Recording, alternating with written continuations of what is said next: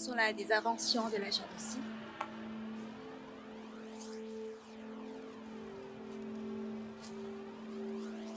Jamais, depuis le solstice de l'été, nous ne nous sommes rencontrés sur les collines, dans les vallées, dans les forêts, dans les prairies, auprès des claires fontaines ou des ruisseaux bordés de jaunes, sur les plages de la mer où dansaient nos rondes sifflements des vents. Que tu n'aies troublé le jeu de tes clameurs.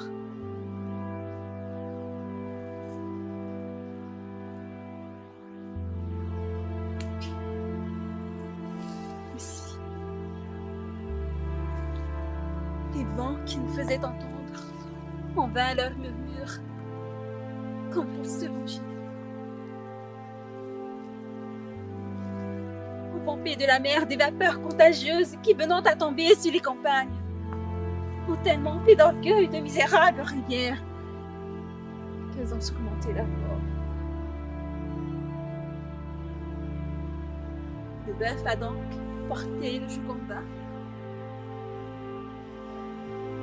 Le laboureur a perdu ses sueurs et le blé vert s'est gâté avant que le duvet relait tue le jeune pie.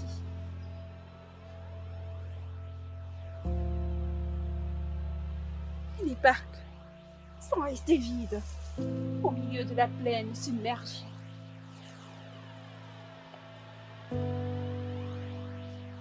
Et les corbeaux s'engraissent de la mortalité des troupeaux.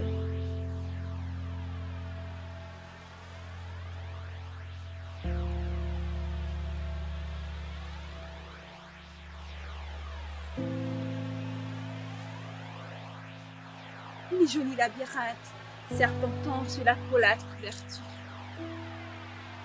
ne peuvent plus se distinguer parce qu'on ne les fréquente plus.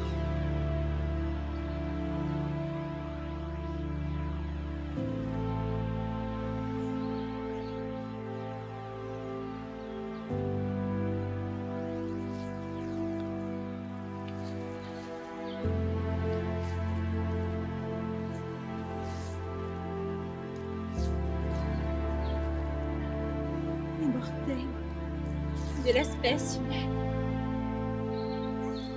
sont sevrés de leur fête d'hiver. Il n'y a plus de chants. Pitié. Plus de Noël qu'égaye les longues nuits.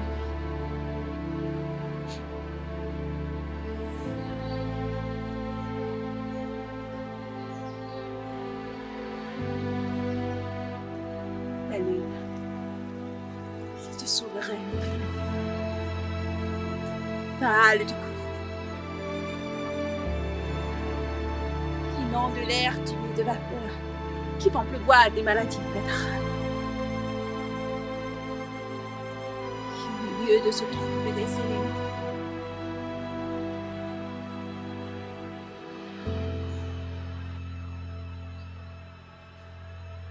nous voyons les saisons changer.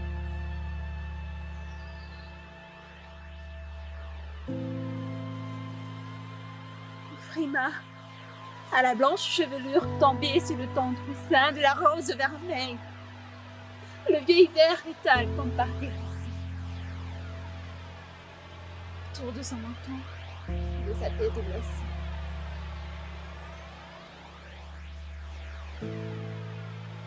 Une guirlande de tendres boutons de fleurs.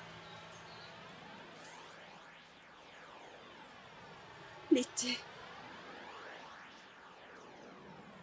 Le printemps. Le fertile automne. L'hiver chagrin.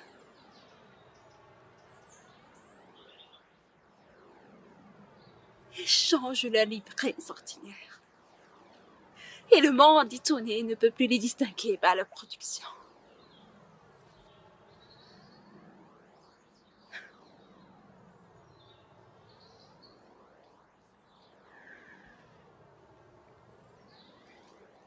Toute cette série de mots